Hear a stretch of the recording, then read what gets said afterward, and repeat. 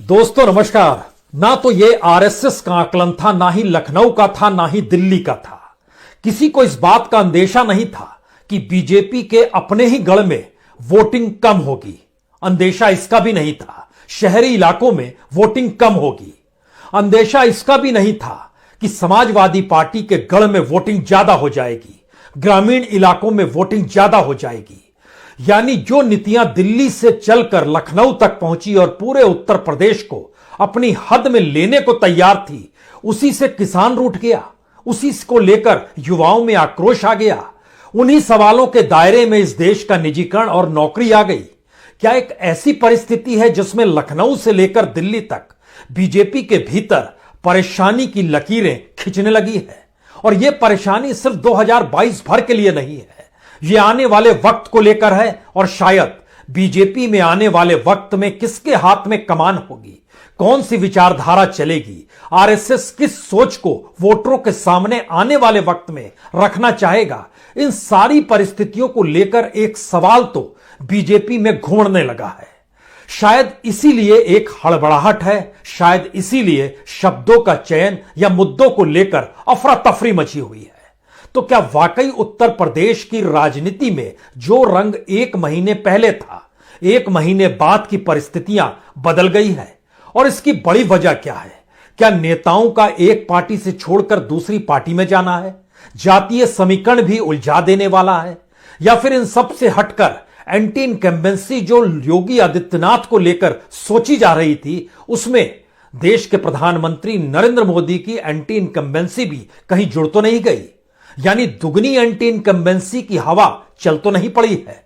ये सारे सवाल इसलिए महत्वपूर्ण हैं क्योंकि समाजवादी पार्टी या अखिलेश यादव, सवाल इसका नहीं है, सवाल वाकई पहली बार जनता का है। उसके भीतर जो मुद्दे हैं, उन मुद्दों के आश्रय इस देश की जो नीतियां हैं, उन्हीं को कटघरे में जनता खड़ा करना चाहती है। हमारी टीम ने एक सिलसिलेवार तरीके से परिस्थितियों को परखने की कोशिश की और अलग अलग जगहों पर जो मुद्दे निकल कर आए वह इसलिए हैरान करने वाले हैं क्योंकि आरएसएस की लाखों के तादाद में स्वयंसेवक उत्तर प्रदेश के गांव गांव में घूम रहे थे और अयोध्या में राम मंदिर या फिर कॉरिडोर काशी में जो बना, उसको लेकर भी प्रसाद लेकर बीजेपी के कार्यकर्ता और स्वयंसेवक घर घर में जा रहे थे। फिर भी वह कौन सी परिस्थिति थी जबकि 3 काले कानून भी वापस ले लिए? फिर भी ये कई सवाल एक साथ निकल कर आ रहे हैं। क्या वाकई उत्तर प्रदेश का वोटर और खास तौर से युवा तबका इस रूप में रूठा हुआ है कि युवा तबका अपनी जाति को नहीं देख रहा है बल्कि अपने भविष्य को देख रहा है? उसे समझ में आने लगा है कि दरअसल निजीकरण के बाद इस देश में नौकरी बचेगी नहीं। और जो सामाजिक न्याय का नारा लगाते थे, इससे पहले बीजेपी ने जो भी पाठ उत्तर प्रदेश को पढ़ाया, इस देश को पढ़ाया, और उत्तर प्रदेश को जो पढ़ाया उसमें बहुत साफ मैसेज था। सामाजिक न्याय अगर सत्ता में उसको समझने और मानने वाले पॉलिटिकल पार्टी और समुदाय आ भी जाते हैं तो लाभ यादवों का मिल जाता है। क्या वह चीजें इस दौर में एक झटके में अलग हो गई हैं और नए तरीके से सामाजिक न्याय एक बार फिर गोलबंद सामाजिक पॉलिटिकल पार्टी समाजवादी के इर्द गिर्द आकर टिकने लगा है? ये सारे अभी सवाल हैं। इन सवालों के दायरे में सबसे बड़ी बात यह है कि युवा नौजवान का गुस्सा जो है वह अपनी जाति को भी छोड़ रहा है। ऐसा नहीं है कि ब्राह्मणों का युवा यह सोच रहा है कि दरअसल सवर्णों के साथ ही जाना है। ऐसा भी नहीं है कि ओबीसी के भीतर का युवा हो या फिर दलित समुदाय से जुड़ा हुआ युवा हो। यहां तक कि जाटव के भीतर का युवा भी अब कुछ चीजों को टटोलना चाहता है और यह टटोलने की परिस्थितियां 2014 से शुरू हुई थी। लेकिन क्या 2014 के दिल्ली के राजनीतिक प्रयोगों की उम्र जो है 2022 में पूरी हो चली है? यह सवाल शायद पढ़े लिखे युवाओं के सामने इसलिए बड़ा हो चला है क्योंकि जिन भाषणों में जिन तथ्यों का जिक्र किया जा रहा है वह इसलिए उन्हें हैरानी परस्त लगता है कि मसलन जीडीपी उत्तर प्रदेश की जो थी वह 2014 से 2017 तक, यानी योगी आदित्यनाथ के आने से पहले या डबल इंजन की सरकार से पहले कॉम्पिटिटिवली बेटर थी, जो 2007 के बाद वहां की जीडीपी नीचे जाने लगी। विकास दर जब नीचे जाने लगे हो तो आप तथ्यों को कैसे रखेंगे? उत्पादन को लेकर, किसानी को लेकर, मजदूर को लेकर, रोजगार को लेकर, ये सारे सवाल एक झटके में उत्तर प्रदेश के चुनावों के भीतर कहीं ना कहीं समाने लगे हैं। ग्रामीण इलाकों में जो आवारा पशुओं का जिक्र है वो अपनी तरह पर है, लेकिन सबसे बड़ा सवाल आज की तारीख में और जिस पर हमें लगता है कि आज चर्चा करने की जरूरत है वो यही हो चला है, क्या बीजेपी उत्तर प्रदेश के चुनावी चक्रव्यूह में फंस तो नहीं गई है? और अगर यह चक्रव्यूह में फंसी है तो उसका मैसेज क्या है? क्या उत्तर प्रदेश योगी आदित्यनाथ को हराकर नरेंद्र मोदी को कोई पाठ पढ़ाना चाहता है कि आने वाले 2 वर्षों में आप ठीक हो जाइए, रोजगार की व्यवस्था कीजिए, इकोनॉमी को पटरी पर लाइए, आने वाले वक्त में इस देश के जो भविष्य है उनके लिए आप कुछ काम कीजिए? या फिर सिर्फ इस दिशा में चीजें चल पड़ी है कि जी नहीं, अब जीतने या हराने की परिस्थिति में उत्तर प्रदेश आकर खड़ा हो गया है? हमें लगता है पहला सवाल बड़ा महत्वपूर्ण है। योगी आदित्यनाथ को हराकर क्या नरेंद्र मोदी को कोई पाठ पढ़ाया जा सकता है? युवाओं के भीतर इसलिए सवाल है क्योंकि ज्यादातर केंद्रीय स्तर पर जो निर्णय इस देश के भीतर हावी रहे उससे उत्तर प्रदेश भी वंचित नहीं रहा है। और उत्तर प्रदेश की नीतियां अपने तौर पर योगी आदित्यनाथ के जरिए नहीं निकली, बल्कि वह मंत्रिमंडल संभाले हुए जो लोग थे, हर विभाग के भीतर करप्शन का रेट दुगुना हो गया। योगी आदित्यनाथ ईमानदार रहे, लेकिन सवाल था कि मंत्रिमंडल तो दिल्ली से अपनी लगाम के तहत हांका जा रहा था।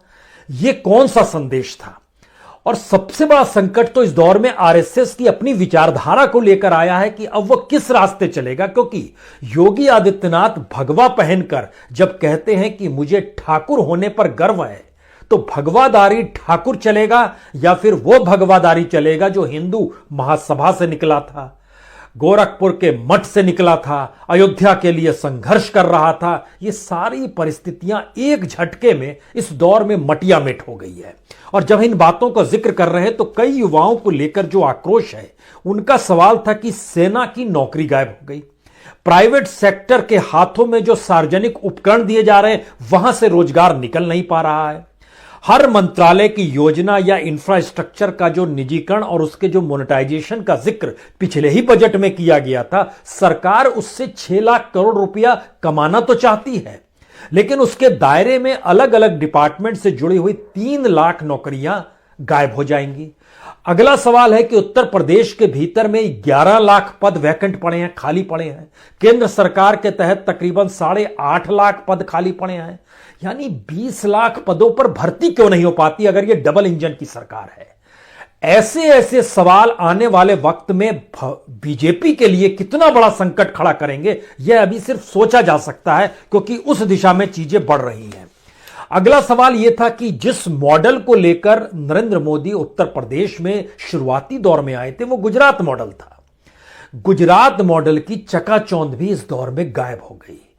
इससे पहले बीजेपी दूसरी पॉलिटिकल पार्टी से अलग नजर आती थी और वो जो गरीबों का जिक्र करती थी तो लगता था कुछ जेन्युइन तो है, क्योंकि उसके साथ स्वदेशी का लेप था। आरएसएस का अपना संगठन, उसके अपने स्वयंसेवक साइकिल पर ही तो जाते थे, जो तमाम जगहों पर वो यात्रा पे निकलते थे साइकिल पर ही उनका संवाद बनता था। लेकिन एक झटके में साइकिल भी आतंकवादी हिस्से में चली गई, उसके साथ समाज के भीतर की जो सामाजिक आर्थिक परिस्थितियां थी उसने भी कई सवालों को पैदा कर दिया, क्योंकि कॉर्पोरेटरीकरण हमेशा से हुआ है। 91 के बाद से इकोनॉमिक रिफॉर्म इस देश में आया, उसके बाद से ही कॉर्पोरेट की हिस्सेदारी बढ़ी है। बाजार अपने तौर पर हर चीज को तय करता है, लेकिन यह किसी को नहीं पता था कि बाजार और कॉर्पोरेट के साथ खड़े होकर इस देश में नून तेल भी महंगा हो जाएगा। यानी गैस का सिलेंडर महंगा है, अनाज महंगा है, सरसों कड़वा तेल महंगा है, हर चीज महंगी होती चली जा रही है। तो चीजें उस दौर में ज्यादा कठिनाई पैदा करती है जब आपके पास रोजगार ना हो या रोजगार छिन रहा हो। रोजगार हो तो उसमें जो मालिक पैसा देता है वह काट कर दे रहा हो, कह रहा हो कि इस दौर में तो आप भी समझ रहे हैं ना मुश्किल कितनी ज्यादा है। तो क्या ये एक परसेप्शन जो 2014 से बीजेपी ने नरेंद्र मोदी के गवर्नेंस के आश्रय खड़ा किया था, वह उत्तर प्रदेश आते आते पहली बार वह बैलून फटने लगा है क्या? उसमें सुराख हो गई है, हवा निकलने लगी है, क्योंकि इस तरह से वोटिंग पैटर्न नजर नहीं आता था जो इस बार उत्तर प्रदेश में नजर आ रहा है। और तमाम दूसरी पॉलिटिकल पार्टीज बीएसपी और कांग्रेस को अलग थलग कर दिया गया है, वो दौड़ में कहीं नहीं है। तीसरा बड़ा सवाल था कि अगर ये डबल एंटी इनकम्बेंसी है, अगर अंबानी अडानी का कॉरपोरेट प्रेम लोगों को परेशानी का सबब दे रहा है, अगर गुजरात मॉडल की चमक लोगों के भीतर गुस्सा दे रही है, अगर अयोध्या में जो चकाचौंध के साथ पूजा करना या काशी में जो कॉरिडोर बनाकर इतने खर्च का आकलन करना और इसके साथ जो एक्सप्रेस वे भी बनाई जा रही है, इन सब के सरोकार लोगों की जिंदगी से जुड़े भी हुए हैं और नहीं भी जुड़े हैं। जुड़े हुए इस मायने में है क्योंकि वह देख पा रहे हैं अपने तौर पर और पहली बार यह सवाल कर रहे हैं कि यह पैसा तो इस देश का है, इस देश का पैसा जीवित लोगों पर खर्च होगा या उस इंफ्रास्ट्रक्चर पर खर्च होगा जहां पे हम चल भी नहीं पाएंगे क्योंकि हर एक फरलांग के बाद टोल लगा होगा, वहां पैसा देना होगा। कैसे देंगे पैसा? ध्यान दीजिएगा, जो एक्सप्रेसवे जिन जगहों से जिन जगहों को जोड़ता है और उसके समानांतर जो शहर और गांव के बीच से निकलती हुई सड़कों के रूप में पगडंडियां, वहां पर भीड़ ज्यादा हो गई है। एक्सप्रेसवे पर कम है भीड़, लोगों की तादाद उन्हीं की है जो पेमेंट कर सकते हैं टोल पर, यानी सरोकार खत्म हो रहे हैं। उत्तर प्रदेश इस समझ या इस राजनीतिक समझ को सामाजिक आर्थिक परिस्थितियों से जोड़ने में बाखूबी सरलता के साथ रहा है और शायद यही सवाल पश्चिमी उत्तर प्रदेश से निकलकर पूर्व तक है।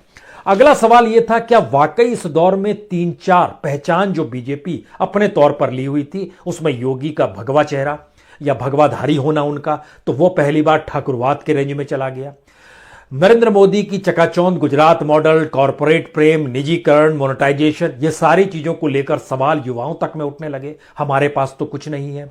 अमित शाह की जो चाणक्य नीति चलती थी सोशल इंजीनियरिंग के जरिए, उसका भी बंटाधार इस दौर में बीएसपी से निकले हुए लोग जो समाजवादी पार्टी में चले गए और बीजेपी से निकलकर भी जो समाजवादी पार्टी में चले गए, उन्होंने कई चीजें खड़ी कर दी। और उसके समानांतर राकेश टिकैत अपने तौर पर अगर किसानों को पश्चिम उत्तर प्रदेश में एकजुट कर रहे थे, तो दूसरी तरफ ओम प्रकाश राजभर का भी योगदान समझना होगा, जो पूर्वांचल में अपने तौर पर एक कमान को पकड़े हुए हैं। शायद इसीलिए ध्यान दीजिए, समाजवादी पार्टी का आरएलडी के साथ खड़ा होना, महान दल के साथ खड़ा होना, उनके साथ स्वामी प्रसाद मौर्य का आना, दारा सिंह चौहान का आना, धर्म सिंह सैनी का आना, और उससे ठीक पहले बीएसपी को जो छोड़कर निकले थे उसमें लालजी वर्मा हो, राम अचल राजभर हो, इंद्रजीत सरोज हो, त्रिभुवन दत्त हो, यानी ये सारी परिस्थितियों ने एक झटके में उस चाणक्य की जातीय समीकरण को भीतर से हिला दिया। अगला सवाल जो लोगों के भीतर था, जो अपने तौर पर सामाजिक न्याय की सोच रखते थे, वो कह रहे थे कि दरअसल आप जब निजीकरण करेंगे तो फिर आरक्षण कैसे मिलेगा, और इस दौर में आप जातियों का जनगणना भी नहीं करा रहे हैं। यानी सवाल दर सवाल उत्तर प्रदेश इसलिए बड़ा विकट है किसी भी पॉलिटिकल पार्टी जिसकी अपनी जमीन अगर नहीं हो। राजनाथ सिंह अपने तौर पर कह जरूर रहे हैं कि उनसे बेहतर मुख्यमंत्री योगी आदित्यनाथ हैं, लेकिन फैक्ट यह है कि राजनाथ सिंह उत्तर प्रदेश की सियासी महीनता को समझते थे, इसीलिए उस दौर में वह जिस राजनीतिक बिसात को बिछाते थे उससे लाभ दिल्ली को होता था। यहां खेल उल्टा हो गया, दिल्ली से बिसात बिछाई जाने लगी उत्तर प्रदेश को लेकर और उत्तर प्रदेश को समझने वाले हाशिए पर हो गए। बीजेपी के भीतर का यह संकट उछाल मारने लगा। बीजेपी का नायाब संकट यह भी है कि पहली बार देखा लोगों ने कि योगी आदित्यनाथ को हटाने के लिए बीजेपी के ही 100 सांसद विधानसभा के भीतर बैठे थे, लेकिन दिल्ली उनको हटा नहीं पाई कि योगी कहीं बागी ना हो जाए। यानी अपने आपसी अंतर्द्वंद उस 10 मार्च पर जाकर टिक गए हैं, जिसके बाद बीजेपी के भीतर का संकट शायद आने वाले वक्त में या तो दिल्ली को कोई पाठ पढ़ा दे या बीजेपी के भीतर का जो उबाल है वह सता पर आ जाएगा। यह हो सकता है, इस दिशा में चीजें धीरे धीरे बढ़ रही है। अगला सवाल यह है कि जो पिछड़े वर्ग के सारे लाभ यादव ले जाते थे, जिस बात को बीजेपी ने समझाया था, इस वोटिंग पैटर्न में वो टूटता हुआ नजर आया। लोग दोबारा से सिमट रहे हैं, लोग जा रहे हैं, समाजवादी पार्टी के साथ खड़े हो रहे हैं। अगला सवाल यह था कि क्या वाकई इन सब में जो लोकतंत्र और सामाजिक सद्भाव की जो परिस्थितियां इस देश के भीतर में थी, वह कहीं खतरे में दिल्ली तो नहीं डाल रहा है। इसकी अनुगुंज इस चुनाव में भी सुनी जा सकती है, और खास तौर से इस चुनाव के बीच में ही तेलंगाना के मुख्यमंत्री ने जो कहा और जिस तरीके से वह महाराष्ट्र में जाकर उद्धव ठाकरे से मिलते हैं, शरद पवार से मिलते हैं, और बताते हैं कि डेमोक्रेसी के लिए और सद्भाव जो इस देश का है उसको बिगाड़ने की परिस्थितियां इस देश में पैदा की जा रही है। उत्तर प्रदेश इस मामले में बड़ा सेंसिटिव है और राजनीतिक तौर पर उसकी समझ भी बड़ी तीक्ष्ण है। वह इन चीजों को बहुत बारीकी से सूंघ लेता है, वो रिएक्ट नहीं होता है। इसीलिए ध्यान दीजिए, इस बार का वोटर जो है, जो इससे पहले बहुत ज्यादा कुलबुलाते हुए कहने की दिशा में रहता था, इस बार वो खामोशी बरत रहा है। उसकी जुबान पे दो चार शब्द ही आप सुनाई देंगे। कोई कह देगा विकास, कोई कह देगा सुरक्षा, कोई कह देगा बेरोजगारी, लेकिन सवाल है इसके भीतर की परतों को खोल पाने की परिस्थिति में बीजेपी नहीं आ पाई, जो दिल्ली से संचालित है। लखनऊ से संचालित व्यक्ति भी उस राजनीतिक चीजों को मथ नहीं पाया, उसने गोरखपुर की परिस्थितियों को ही परखा है और उनकी अपनी पहचान कहीं ना कहीं उत्तराखंड या फिर हिंदू महासभा की उस फिलॉसफी से जुड़ी हुई है, जो उत्तर प्रदेश की जातीय समीकरण की राजनीति के दायरे में कभी घुस नहीं पाई। तो क्या बीजेपी जिस जीत के घोड़े पर सवार थी और उसके जरिए जो ताना बाना उसने बुना था, उत्तर प्रदेश के चुनाव में वो पूरा ताना बाना अगर बिखर जाएगा तो क्या वाकई जो चेहरे नजर आते हैं एक लाइन से, चाहे बीजेपी के अध्यक्ष जेपी नड्डा के फेल होने की बात हो, चाणक्य अमित शाह की फेल होने की परिस्थितियां हो, योगी आदित्यनाथ का ट्रांसफॉर्मेशन ठाकुर में नजर आ रहा हो, नरेंद्र मोदी अपने तौर पर जिन शब्दों के जरिए और अपनी आपकी चमक बरकरार रखने के लिए जो भाषण दे रहे हैं, उसमें इस बार विकास का पुट गायब है।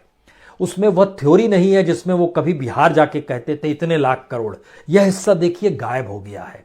और चूंकि इस बात का एहसास संघ को जमीनी तौर पर हो चला था कि जिन नीतियों को परोसा जा रहा है उसके सरोकार कहीं ना कहीं सामाजिक और सांस्कृतिक तौर पर लोगों के साथ है ही नहीं, तो फिर आपकी मौजूदगी का मतलब क्या होगा और आप चुनाव जीतेंगे कैसे? तो क्या वाकई दो तीन सवाल इसके बाद तुरंत निकलते हैं, क्योंकि ग्रामीण इलाके में और सपा का जहां गढ़ है वहां पे परसेंटेज ऑफ वोट लगभग 2 से 2.5% बढ़ा। जो शहर और भाजपा समर्थक इलाके हैं, कल ही हुआ है कानपुर में मान लीजिए, वहां पे 2 से 3% वोटिंग रेंज कम हो गई है, 4% तक कई जगहों पर कम हुई है। तो क्या बीजेपी अब वोटरों को जो डराने की परिस्थिति में लाकर खड़ा कर गई, जो गुंडागर्दी से चली, दंगों से चली, वो टेररिज्म पर आ गया, तो क्या वोटर उत्तर प्रदेश का डर जाएगा या उसके भीतर कुछ और सवाल आ जाएंगे? उत्तर प्रदेश और बिहार की एक खासियत है, यहां के लोग सवाल बहुत करेंगे और सवालों के जरिए आपस की किस्सा गोई या शहर के अलग अलग नुक्कड़ों पर बैठकर ये रास्ते भी खोजेंगे।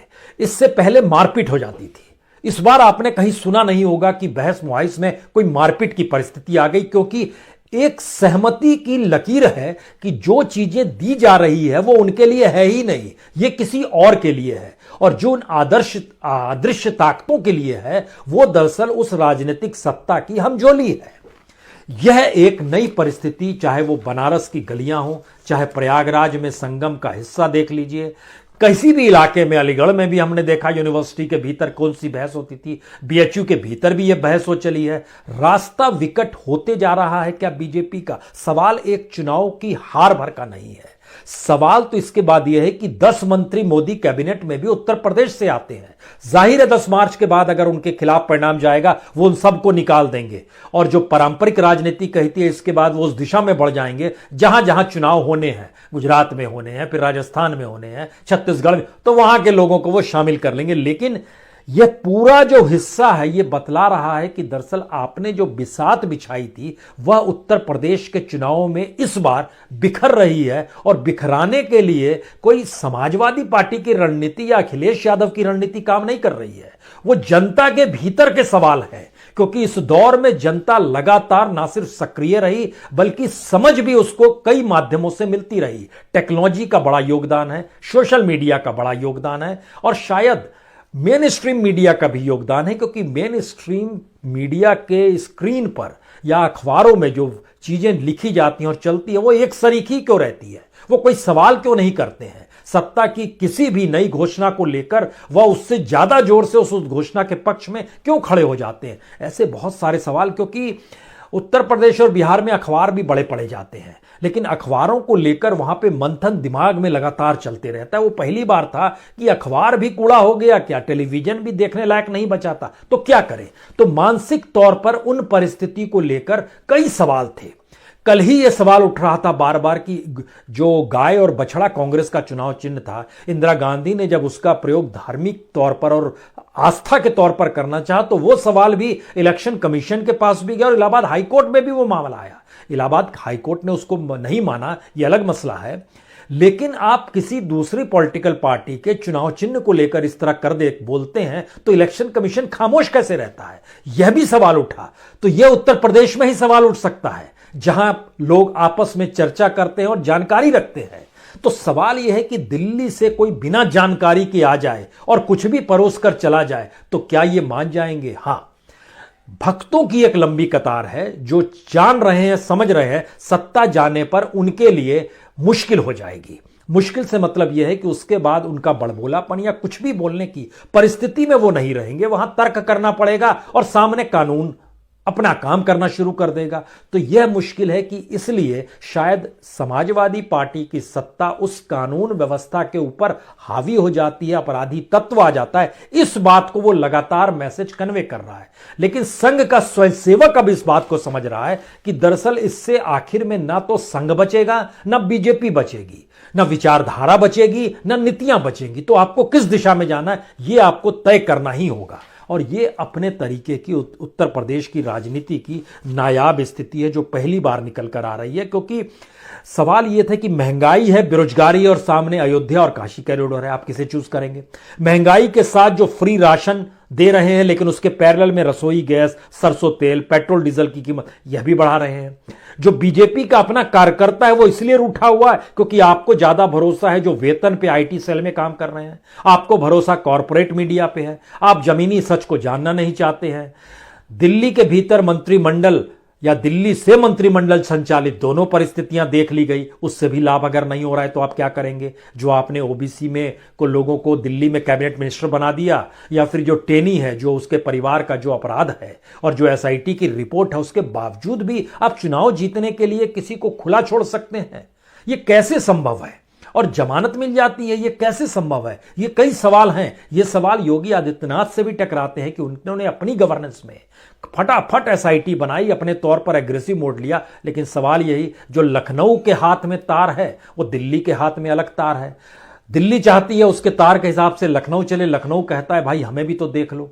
शायद इसीलिए यह टकराव की परिस्थितियों का उबाल 10 मार्च के बाद नजर भी आ सकता है।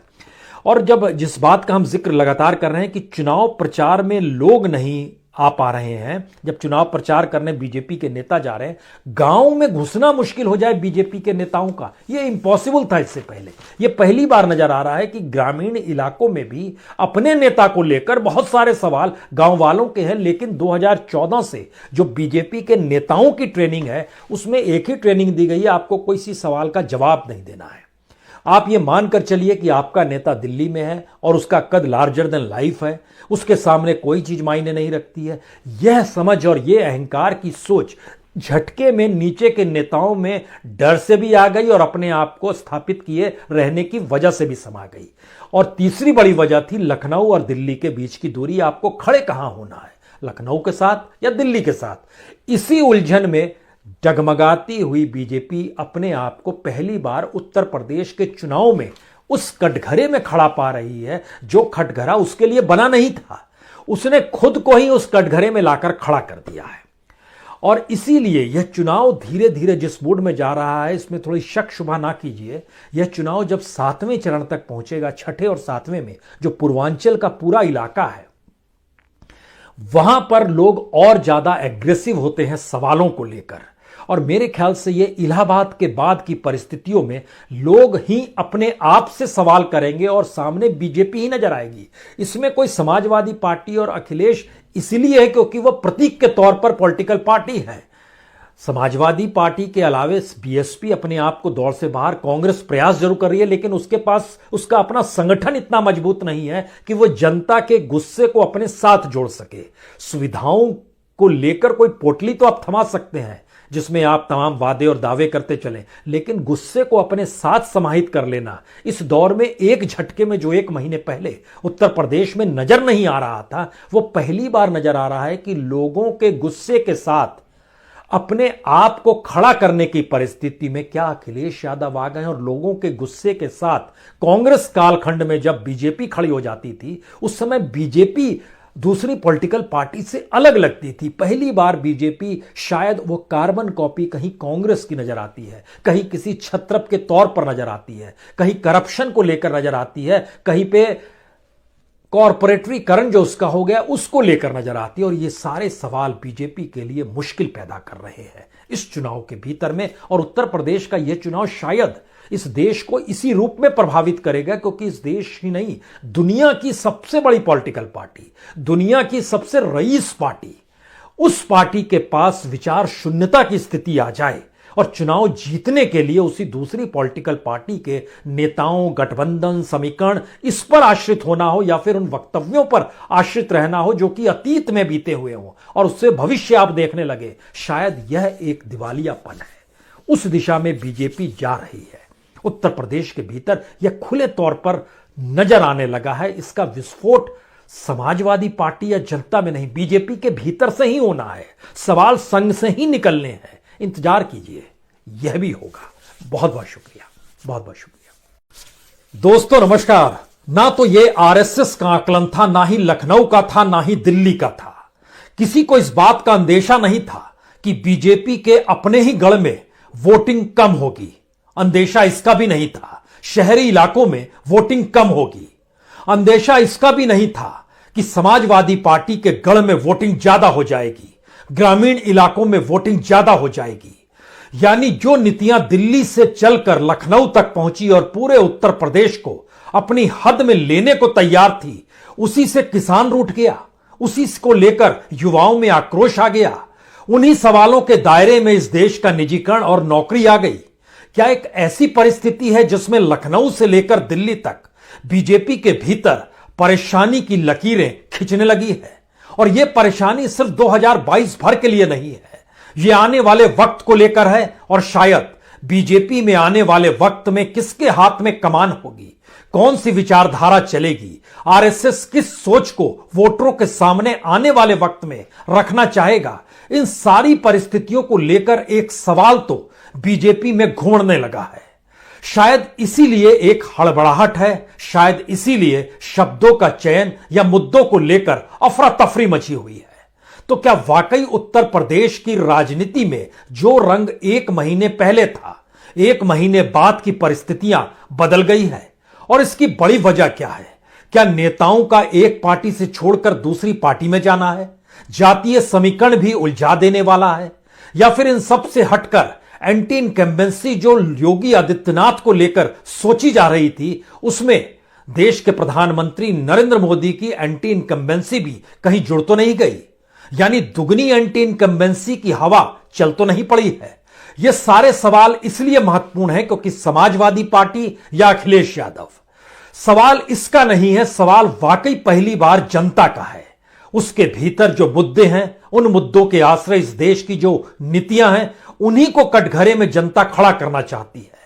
हमारी टीम ने एक सिलसिलेवार तरीके से परिस्थितियों को परखने की कोशिश की और अलग अलग जगहों पर जो मुद्दे निकल कर आए वह इसलिए हैरान करने वाले हैं क्योंकि आरएसएस की लाखों के तादाद में स्वयंसेवक उत्तर प्रदेश के गांव गांव में घूम रहे थे और अयोध्या में राम मंदिर या फिर कॉरिडोर काशी में जो बना उसको लेकर भी प्रसाद लेकर बीजेपी के कार्यकर्ता और स्वयंसेवक घर घर में जा रहे थे। फिर भी वह कौन सी परिस्थिति थी जबकि 3 काले कानून भी वापस ले लिए?